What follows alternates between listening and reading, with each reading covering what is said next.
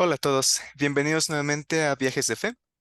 Y en esta semana tenemos un invitado muy especial con nosotros, su nombre es Antonio Mávil, y vamos a ver un poco en cuanto a algo que habíamos visto anteriormente, en cuanto a preguntas y cómo encontrar respuestas a ellas y cómo se reconcilian las preguntas con la fe y escoger creer. Pero antes de eso, gracias Antonio por estar aquí y pues cuéntanos quién eres, de dónde eres. Hola, ¿qué tal a todos? Soy Antonio Mávil, vivo actualmente en la ciudad de Monterrey, Nuevo León. Soy miembro de la Iglesia de Jesucristo de los Santos de los Últimos Días. Como profesión, soy enfermero, trabajo en un hospital y bueno, creo que por ahí, si alguien ha estado en páginas de la iglesia viendo, he participado en ciertas entrevistas como el Sex Scripted y Más Fe sobre un poco de mi historia de que en su momento, hace unos años, fui pastor de una iglesia cristiana evangélica y ahora tengo una conversión en la Iglesia de Jesucristo. Perfecto. Y pues esta historia, ¿no? En cuanto a tu pasado y cómo llegaste a encontrar la iglesia, es muy interesante. Vamos a verla en un futuro video. Pero por ahorita, como comentas, ¿no? No siempre fuiste miembro de la iglesia. Y Así es. algo que hemos estado viendo en el canal son preguntas que tanto para creyentes que dejaron de creer como para no creyentes pueden llegar a ser preguntas irreconciliables o que sus respuestas parecen ser contradictorias a lo que uno puede llegar a aprender. Entonces, en este video, lo que vamos a hacer es revisar algunas preguntas específicamente del punto de vista cristiano que alguien católico o alguien cristiano pueda tener en cuanto a la iglesia. Preguntas que, como comento, pueden llegar a ser irreconciliables. Entonces, Antonio y yo vamos a ver estas preguntas y cómo hemos podido reconciliarlas, ¿no? Y cómo es que alguien puede conocer estas cosas y aún así no tener un afecto grave en su fe. Entonces, comencemos. Y la primera pregunta, Antonio, pues esta es la pregunta del millón, una que es muy repetida, y es en cuanto a la idea de un otro evangelio, ¿no? De que lo que enseña la iglesia es diferente, incluso peligroso. La primera cosa es que se dice que nosotros creemos en un evangelio en el que las obras nos salvan. Pueden llegar a citar 2 de Nefi 25 y decir que somos salvos por la gracia después de hacer cuanto podamos. Y pues nosotros creemos en bautizarnos, en ir al templo, tomar una investidura, sellarnos, tomar la Santa Cena. Y muchos piensan que estas obras o estas acciones le quitan peso a lo que hizo Jesucristo y nos pone a nosotros antes que a Él. ¿Qué piensas de este aspecto? Bueno, aquí tocaste varios temas bien importantes y es que principalmente cuando desde una perspectiva cristiana tradicional, incluyéndose catolicismo, catolicismo ortodoxo o protestantismo, se habla de que en Gálatas 1:9 hay un versículo muy importante que dice que si alguno os predicare otro evangelio, que no sea el de Jesucristo, que sea tomado por anatema, o sea, que sea llamado maldito. Y muchas veces ese versículo es tomado en iglesias protestantes, católicas tradicionales, para enseñar que aquellos que predican algo muy diferente a lo que ellos hacen es totalmente peligroso.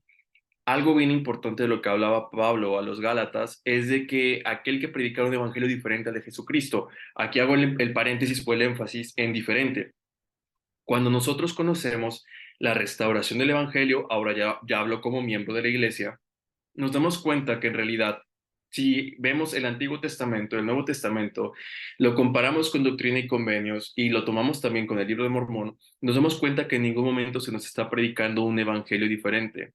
De hecho, he tenido la oportunidad de leer la Biblia muchas veces y lo he podido comparar con el Libro de Mormón y el personaje principal de la obra, del texto escrito, es Jesucristo.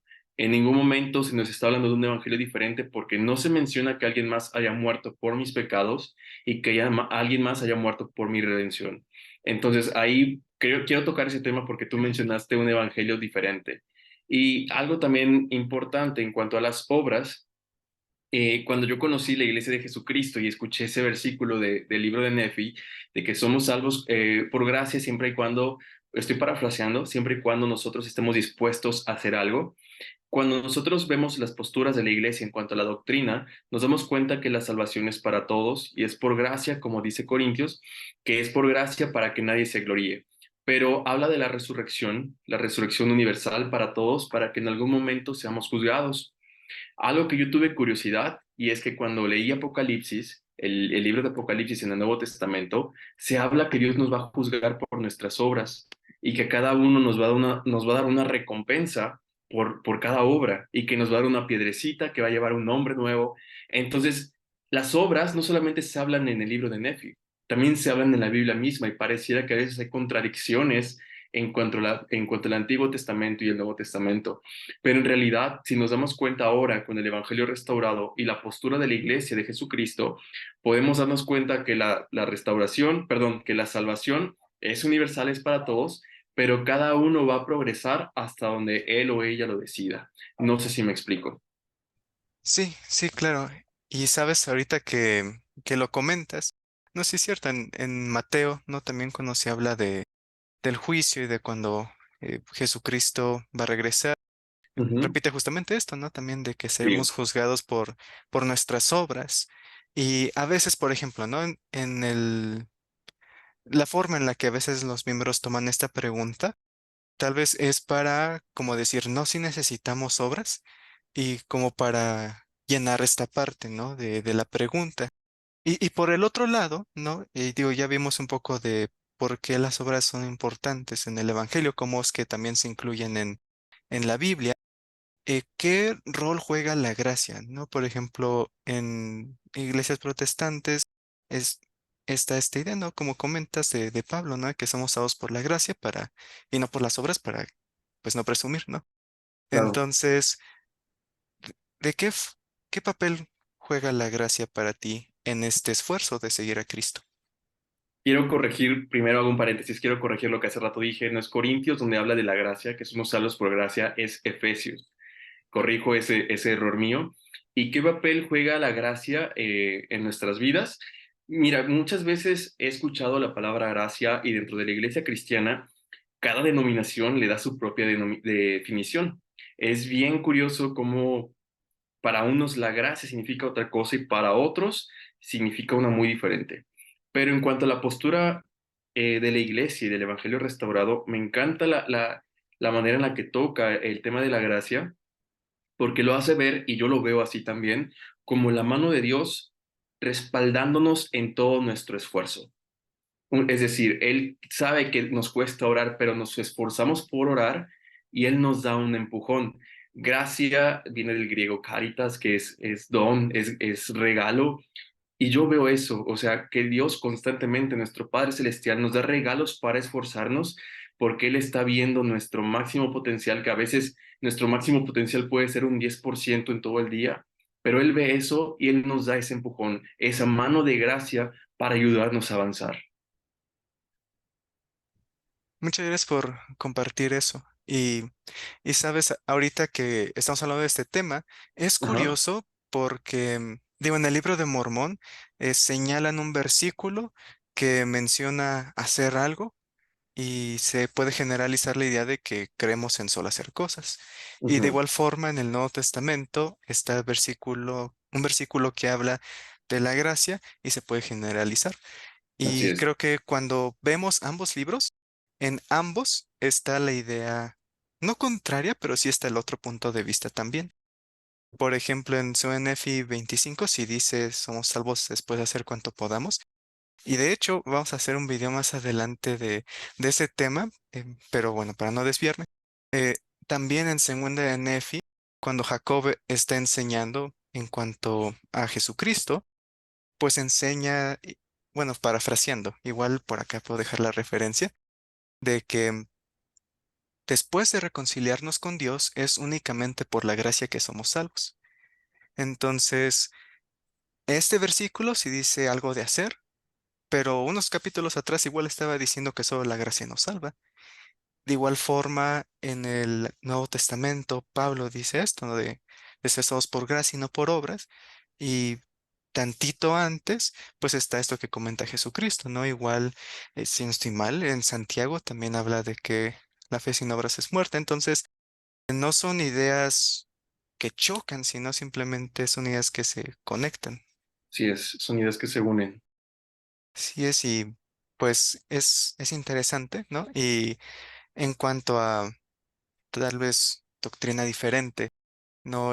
Y como comentábamos, algo que he escuchado cuando mencionan de otro evangelio puede ser, bueno, sí, hablan de Jesucristo, pero cuando empiezan a hablar de doctrina como específica, ya se van con otra cosa que esto sí ya no lo podemos aceptar. Una de estas cosas es la idea del matrimonio eterno, lo cual nos lleva a la segunda pregunta. Em, Brevemente, una vez estaba en un Walmart en la Misión. Era la pandemia, entonces eran filas largas. Entonces alguien atrás nos preguntó si éramos mormones y ya dijimos sí. Y dijeron, ¿no toman café? Y dijimos, no. Y lo dijeron, ah, pero sí pueden tener 7 esposas. Y ya mi compañero y yo dijimos, ah, ok, está bien. Y eso fue lo primero que dijo, ¿por qué se casan para siempre si Jesucristo y habla de un relato de la Biblia en que se le acercaron y le dijeron, pues Señor, este hombre no tuvo esta mujer y tal vez esté un poquito mal en recontarlo todo, corrígeme Antonio si estoy mal. Pero comenta pero murió, entonces la esposa se casó con el hermano y otra vez se murió y se casó con el hermano. Y le preguntan, entonces, en la resurrección, ¿de quién va a ser esposa? Y Jesucristo les dice, en la resurrección ni se casan ni se dan en casamiento, sino que todos son ángeles para Dios. Entonces, esto, en esta ocasión nos dijeron, pues ustedes creen que se pueden casar para siempre, pero no es cierto. Aquí comentan que no estarán casados después, sino que serán ángeles para Dios. ¿Tú crees que esto contradice la enseñanza del matrimonio eterno? Ese tema es súper profundo y es un tema que causa mucha curiosidad. En las iglesias protestantes, incluso en la iglesia católica, si en algún momento se está en una boda, el sacerdote o el ministro, el pastor, quien sea la autoridad de frente, ellos, pero les dice al final hasta que la muerte los separe. Entonces, algo muy distintivo de la iglesia de Jesucristo, cuando yo ingreso y me hago miembro, ya conocía sobre la doctrina de la familia eterna, pero al estudiarlo más, al ver la profundidad de la doctrina, realmente mi cabeza tuvo muchos cortocircuitos, porque pues tuve que abandonar un tanto la creencia del matrimonio que yo tenía, un matrimonio temporal, que tenía un principio y un fin, pero el ver el matrimonio eterno es algo requiere mucha revelación y requiere mucha humildad para poder entenderlo. Antes de poder nosotros saber si contradice o no, tenemos que ponernos siempre en el contexto del versículo. El versículo que mencionabas, donde Jesucristo les explica que en la resurrección serán como ángeles, habla principalmente de dos cosas. No está diciendo que hay un fin para el matrimonio, él está diciendo que no va a haber casamientos en la vida venidera. Es decir, todo lo que se ate aquí en la tierra será atado en los cielos. No está hablando de cuando estemos en un futuro en su presencia. Y otra cosa bien importante, cuando dice que seremos como ángeles para Él, significa que seremos como sirvientes, o mejor dicho, como siervos que estarán siempre rodeando su presencia. En ese momento tenemos que hacer esta diferencia. Él estaba explicando esto en un contexto, para el contexto judío, el contexto de los saduceos, los doctores de la ley, para que lo entendieran a su manera. Pero este texto también nos explica algo bien importante y es que seguiremos sirviendo a Dios, estaremos con Él, pero vamos a estarle en su presencia como ángeles. No está diciendo en ningún momento que lo que se hizo aquí en la tierra se anula, porque entonces en todo caso todas las ordenanzas se anularían. No habría también un bautismo, no habría un progreso, no habría nada de lo que sigue. Es algo bien importante siempre ponernos y situarnos en el contexto del texto. Sí, así es. Muchas gracias, Antonio. ¿No? Y digo, cabe aclarar que las preguntas que estamos viendo y que vamos a ver no tienen como propósito como dar herramientas para planchar. Eso nunca es la intención, porque a veces unos sellers dicen, ah, sí, el contexto, ¿no? Claro. Pero el propósito simplemente es que estas preguntas, pues, pueden chocar con alguien, ¿no? En especial cuando aprende del Evangelio. Entonces, solo es verlas y ver por qué para alguien creyente no causa ruido, ¿no? Claro, Y quiero per- completar Ajá. algo importante, y es que nosotros también, al tener el conocimiento de una revelación y un conocimiento del Evangelio restaurado, al creer en cada una de las enseñanzas que adoptamos de los profetas modernos, también tenemos que recordar las doctrinas no es que se adapten a los tiempos ni a los contextos culturales actuales, sino que en realidad Dios sigue revelando cosas a sus siervos, cosas a los profetas. En ningún momento, por ejemplo, Adán y Eva conocían el tema del plan de salvación, mas nunca se les dijo el nombre, etcétera, etcétera. Y después, cuando está el libro de Isaías, se menciona que vendría el príncipe de paz, Padre eterno, y le llamarían Emanuel, se les da un nombre. ¿Qué quiero decir con esto? Que conforme van pasando los tiempos, la revelación también va progresando y la revelación va siendo cada vez más ampliada en todo su contexto. Tenemos nosotros que poner siempre de nuestra parte para entender que la revelación, en este caso del matrimonio eterno, ha sido ampliada y dado a conocer a todos para que hoy nosotros podamos disfrutarla. Tal vez en los tiempos de Jesucristo no lo conocían los judíos, los saduceos, pero hoy podemos decir gracias, Padre, porque tenemos la revelación en el contexto actual donde podemos aplicar las ordenanzas. Claro, ¿no? Como comentas, siempre crece porque Dios sigue, ¿no? Sigue activo. Así es, Entonces, las cosas, nuestro entendimiento, el principio es el mismo, el entendimiento se aclara, por así así decirlo, es. ¿no? Ujú. Y para nuestra siguiente pregunta, esta sí es una medio fuerte. De Esa me hecho, gusta, ¿eh? Esa pregunta. de hecho, en los ochentas, hicieron un documental al respecto.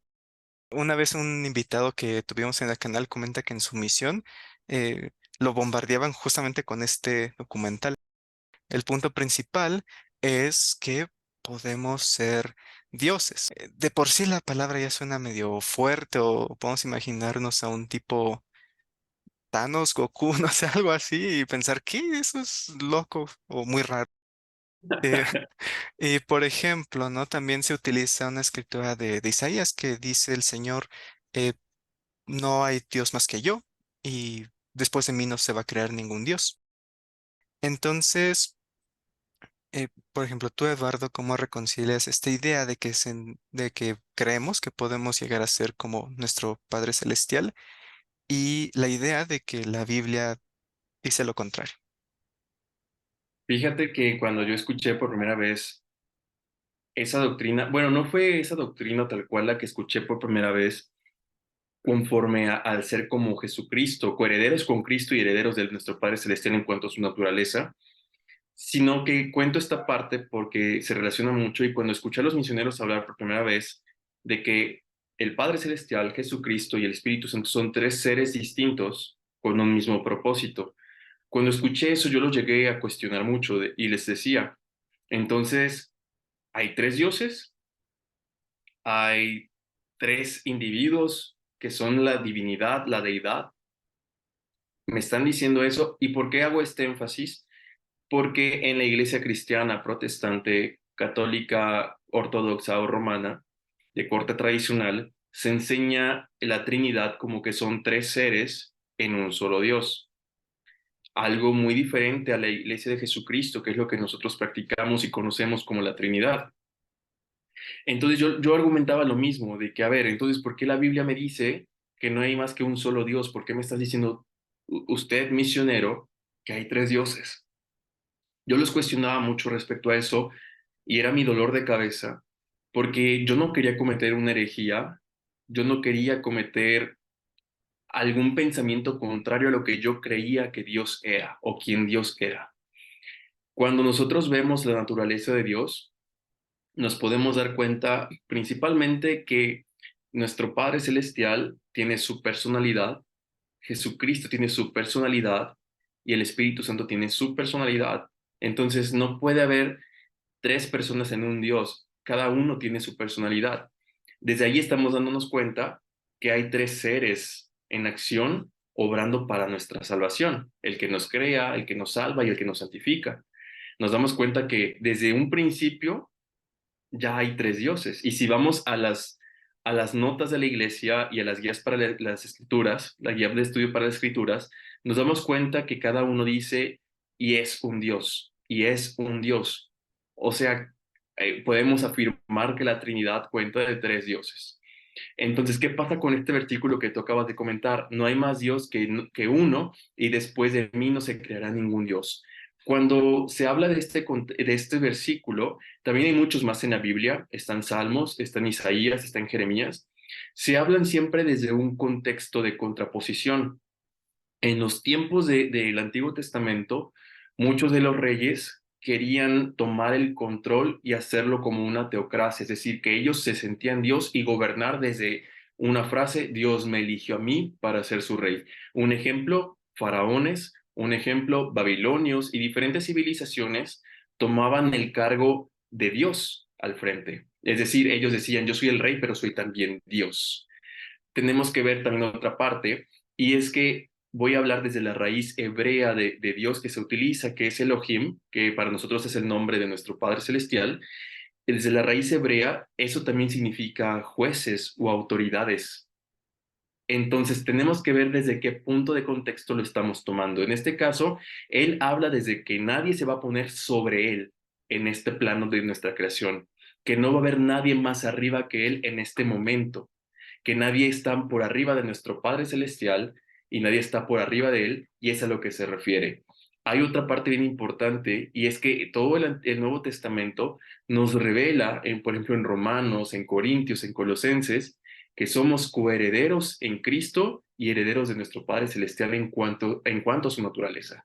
Y eso me gusta porque en realidad nos reafirma que hay una promesa de exaltación, que es muy diferente a la salvación de la que hablábamos hace rato. Todos estamos llamados a ser salvos porque seremos resucitados gracias a Jesucristo. Hoy tenemos acceso a la resurrección, pero a la exaltación solamente unos cuantos, los que se permanezcan obedientes en los convenios y en los que ahora sí aplica el versículo de Nefi, hasta donde nuestras obras nos lleven. Quiero hacer esa diferencia en que sí, por arriba de nuestro Padre Celestial no hay nadie, pero hay una promesa futura con base en el Nuevo Testamento y con base en doctrina y convenios en que en algún momento seremos exaltados. No se contradice, te repito, todo tenemos que ir al contexto donde Él únicamente nos pone en una contraposición que el gobierno absoluto lo tiene Él. Gracias por compartir esto, Antonio. Y, sabes, ahorita esta idea, ¿no? De que podemos llegar a ser dioses, ¿no? Y digo, tal vez la palabra suena un poco fuerte, tal vez decir ser como nuestro Padre Celestial, ser heredero de Dios, heredero con Cristo. Eh, Muchos piensan, y digo, me voy a ir tantito fuera de guión ahorita, pero en cuanto al plan de salvación, comentan que a veces es muy diferente. Eh, Basado en lo que he podido ver, digo, también corrígeme si estoy mal, tal vez el propósito del plan de salvación en el mundo cristiano es como regresar a Edén o regresar al punto en el que estábamos antes de caer. Pero el propósito del Evangelio en la Iglesia de Jesucristo es ser más que eso, ser como nuestro Padre Celestial. Entonces, igual también llega a surgir esta pregunta, ¿por qué no, por qué el propósito del plan para nosotros no es volver a ser como Adán y Eva? Ok, eso es algo también que cuando yo empecé a estudiar la doctrina de la Iglesia de Jesucristo, no entendía por qué la Iglesia cristiana no tenía los mismos principios y fundamentos. En la Iglesia cristiana y en la Iglesia católica, ortodoxa o romana, se enseña que después de la resurrección, pues o hay un destino, o es cielo o es infierno, no hay más. Pero si tú lograste irte al cielo, pues vas a estar ahí en un Edén paradisíaco y estarás adorando al Padre o estarás adorando en este caso al ser que está en el trono, porque pues ellos hablan de la Trinidad y se habla de un trono, y realmente no hay compatibilidad. En su momento yo llegué a preguntar, ¿y qué vamos a hacer después? O sea, realmente la eternidad tiene que haber algo más de quedarme sentado adorando al Padre. Tiene que haber comunicación con mis demás hermanos. O sea, yo quiero saber qué va a haber. Y en realidad, cuando nosotros abordamos este tema de qué va a pasar después, podemos darnos cuenta que la Iglesia de Jesucristo posee una amplitud de hacia dónde vamos y de dónde venimos. En la Iglesia cristiana o en la doctrina cristiana evangélica tradicional, solamente se enseña eso, que seremos eh, seres resucitados, ellos lo mencionan con un cuerpo glorificado como el de Jesucristo, no con un cuerpo exaltado, un cuerpo glorificado únicamente, un cuerpo perfecto, y que estaremos ahí en tranquilidad.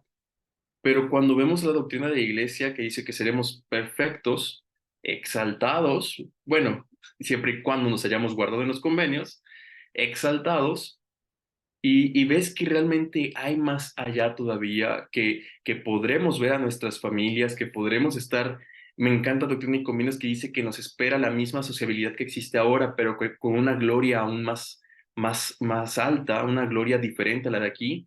Eso es diferente, eso es algo único y distintivo de la Iglesia de Jesucristo, de los santos de los últimos días. Pero en realidad, sí, esta es la posición de la Iglesia protestante. Solamente estaremos allá y ya, se acabó. Ok, perfecto. Gracias por compartirlo. Perdón que, que nada más le hice, nada se me viene a la mente y se me hacía interesante porque igual, ¿no? A veces eh, creemos en Jesucristo, pero a veces parece que el enfoque es diferente y por eso igual también llegan a haber estos roces o choques. Y ya, pues la última pregunta, ¿no? Que esta es más opinión personal, ¿no? No es tanto como de doctrina o ortodoxo, pero eh, pues muchas personas actualmente en especial optan por tener una relación personal con Dios. Yo no digo que está mal, obviamente es algo que todos debemos de tener, pero tal vez se ve un poco más en el aspecto de que ya no es importante ir a la iglesia o entrar al templo o tener esta actividad general en la actividad dentro de la iglesia. Entonces, mi pregunta para ti es, ¿por qué es importante para ti la actividad en la iglesia? ¿Por qué no solo adorar a Dios a tu manera? Me imagino que te refieres en comunidad, en congregaciones, ¿cierto? O sea, de varias personas. Ajá, tanto en Muy bien, comunidad como el por qué formar parte de una institución, por qué no solo hacerlo tú y ya. muy bien.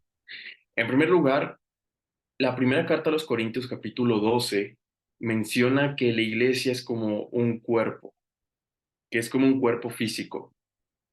Yo soy enfermero, trato con pacientes enfermos en un hospital y algo bien importante que pasa es que cuando, un ejemplo, les duele el estómago, todo su cuerpo se duele con ellos. O sea, todo su cuerpo está conectado porque están vivos, porque tienen sangre corriendo, sus nervios están activos y su cerebro está despierto. Si supongamos ahorita, como ejemplo, voy cruzara yo la pantalla y te pico el ojo, tú vas a hacerte hacia atrás y te va a doler y se te va a hinchar y vas a estar muy incómodo. Tu cuerpo reacciona al dolor. Pero supongamos que te amputan una pierna. Esa pierna, al ser excluida de tu cuerpo y no estar conectada a la vida, a tu sangre, a tus nervios, esa pierna muere. Tú sigues vivo, pero la pierna se seca, se pone negra y muere. Para que algo te duela, para que algo continúe vivo, tiene que estar conectado. Y precisamente Pablo le enseña a los corintios eso, que cada uno es como un miembro especial en una parte de su cuerpo, que no todos tenemos la misma función. Mi oído no sirve igual que mi dedo y qué maravilla, pero cada uno de nosotros tiene una función. Creo que cuando una persona se engaña diciendo que quiere adorar a Dios a su manera en su habitación, en primera no está disfrutando de la madurez cristiana, de la madurez que nos enseña el Evangelio. En Proverbios se nos enseña que que el hombre se aguza con el hombre, es decir, que nuestros caracteres se afilan uno con otro. Yo no puedo madurar en carácter si no tengo convivencia con otros hombres, otras mujeres. Tengo que estar afilando mi carácter constantemente. El convivir con hermanos de la iglesia me va a ayudar a mí a madurar como cristiano, como creyente de Jesucristo, y también me va a ayudar a disfrutar de las bendiciones del sacerdocio. Por ejemplo, la Santa Cena, si estoy enfermo, pedir una bendición. Si estoy con necesidad o algo, pedir una bendición también de consuelo. ¿Por qué desearía yo estar separado del lugar de donde se predica el Evangelio? ¿Por qué por qué quisiera yo estar separado del lugar que me da entrada al templo? En realidad, creo que cuando alguien quiere separarse y dejar de congregarse en comunidad, es porque hay orgullo, porque en realidad no ha madurado en carácter cristiano y porque no ha aprendido a aplicar la ley del Evangelio, que tenemos que amar a nuestro prójimo como a nosotros mismos también. Y eso incluye con y sin defectos, amarlos aunque no sean lo mejor que hemos visto, porque al final de cuentas Jesucristo nos amó y creo que no somos los mejores. Y él nos amó y dio su vida por nosotros. ¿Por qué nosotros no hacerlo por su iglesia? Creo que no podemos adorar a Dios sin estar conectados en la iglesia. Eso es muy diferente a adorar a Dios, a nuestro Padre Celestial, en oración, sí, en intimidad en mi cuarto, pero sin dejar de congregarme. Hebreos también habla sobre ello, no dejando de congregarnos cuando vemos que es aquel día, el día de Jesucristo, se acerca. Es importante ver que es una exhortación a no ser como los que estaban en ese tiempo con los hebreos, que no se congregaban y que no iban a la capilla tal vez o a su contexto histórico, pero tenemos que esforzarnos, más cuando vemos que Jesucristo se acerca. Perfecto, Antonio. Muchísimas gracias por tu respuesta. Y como comentaba, ¿no?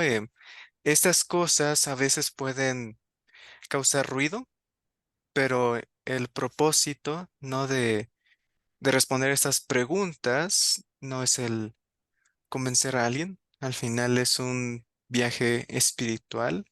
Eh, digo, podríamos sacar 1000 evidencias de Jerusalén y 1000 del libro de Mormón. Y por más útiles que sean, como comentas, ¿no? Al final, esta cercanía con Dios es la que nos testifica, ¿no? Como dijiste de la Trinidad, me gustó, dijiste que uno nos crea, uno nos salva y otro nos santifica, ¿no? Y pues justamente eso vamos a ver contigo en el siguiente video. Si esta es una parte uno de 2, en esta vimos estas preguntas, pero en la siguiente parte Antonio nos va a contar un poquito de cómo fue su propio viaje de fe. Como comenta, él antes no era miembro, entonces vamos a ver un poquito de qué hacía antes y qué le llevó a la iglesia. Entonces, si les gusta este video, por favor, denle me gusta, compártanlo y síganos para la siguiente parte en la que Antonio va a compartirnos un poco de su viaje. ¿Tienes algo más que decir, Antonio, antes de terminar? Todo en orden. Sí, perfecto. Gracias a todos por ver y recuerden que al final el propósito del canal es que el viaje de fe de cada uno de nosotros sea más informado.